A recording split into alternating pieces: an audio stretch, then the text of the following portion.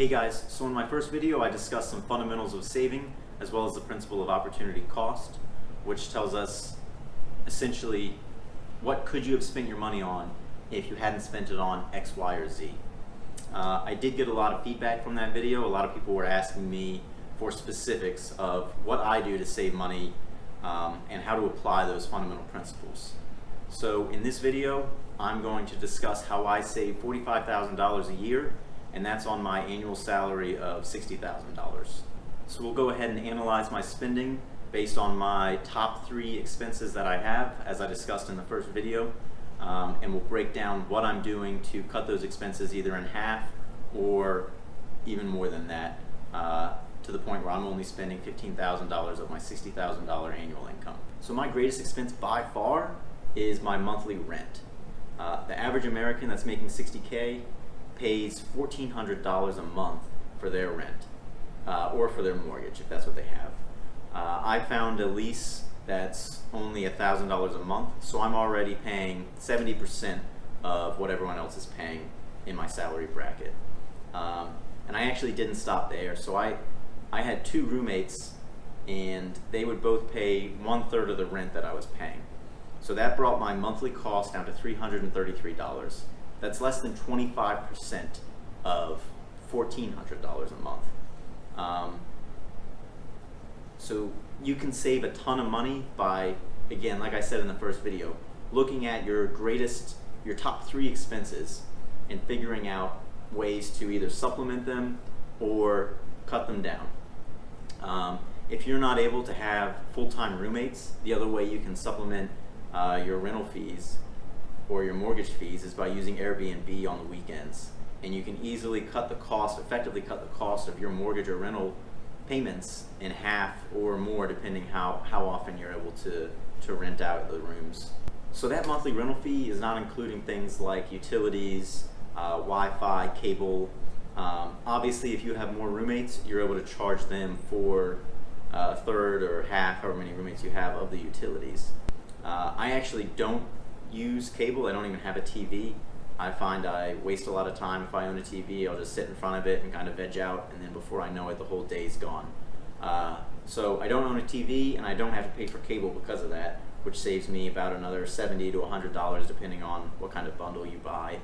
I only pay for high-speed internet, which runs me about $50 a month. So my second largest expense is eating out, and I talked a lot about this in my first video because I think a lot of people don't actually realize how much money they're spending either at the restaurant getting food or at a bar getting drinks.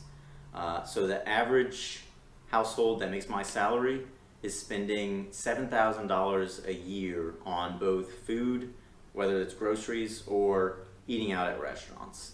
I've cut that down to only $3,000 a year, $2,000 of which is on groceries, and then I end up spending about $1,000 at restaurants or bars eating out.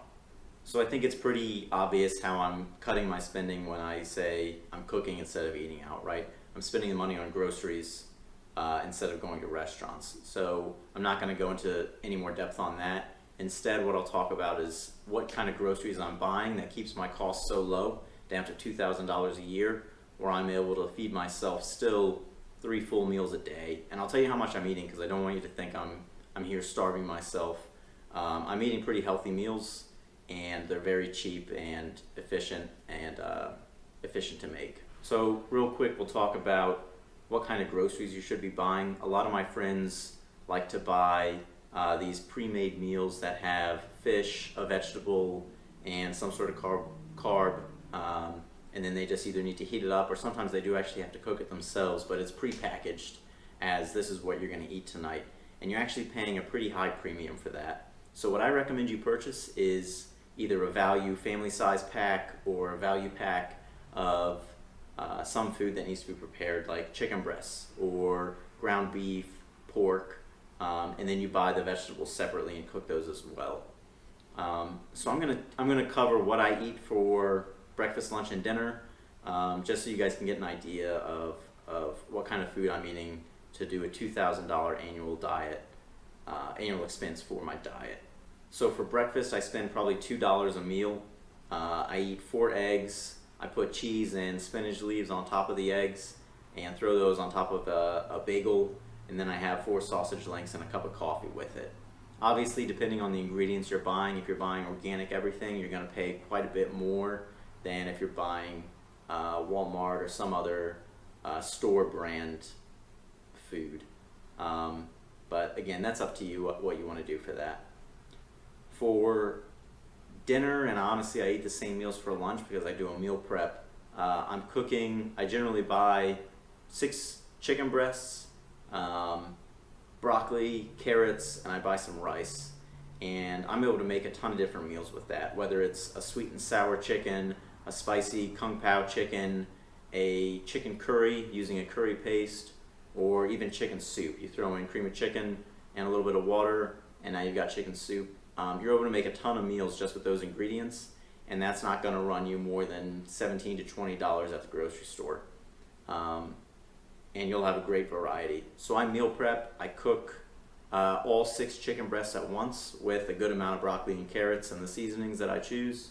And then I put that in Tupperware containers, store it in my fridge, and that's what I'll eat for lunch or dinner throughout the week.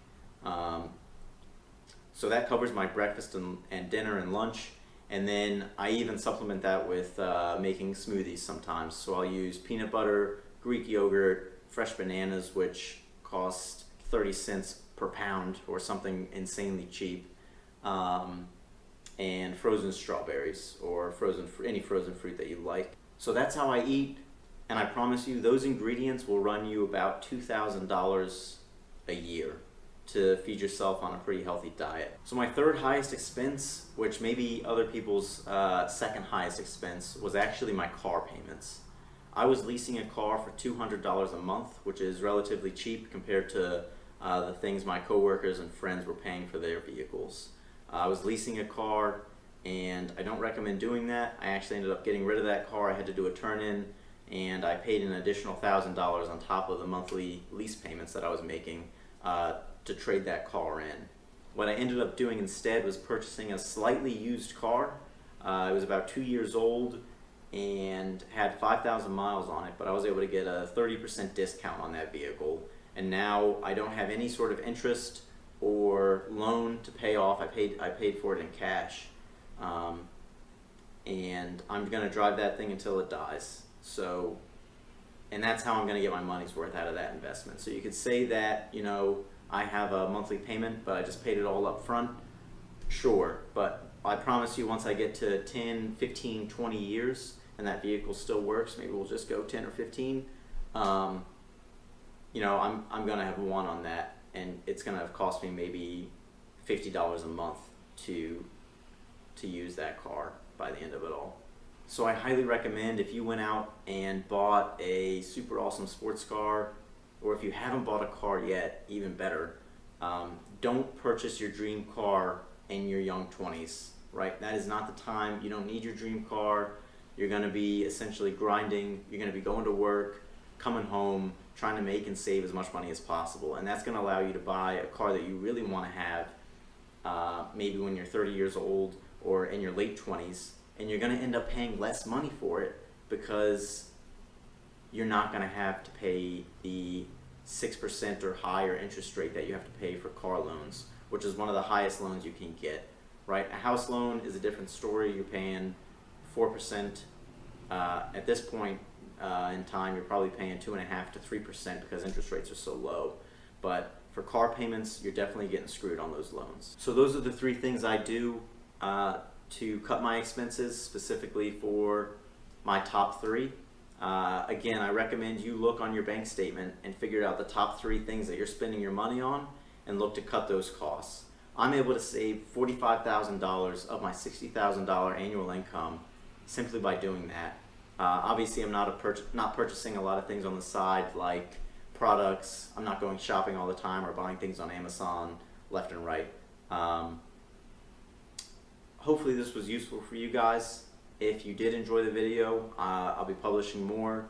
Please follow and subscribe at the link below.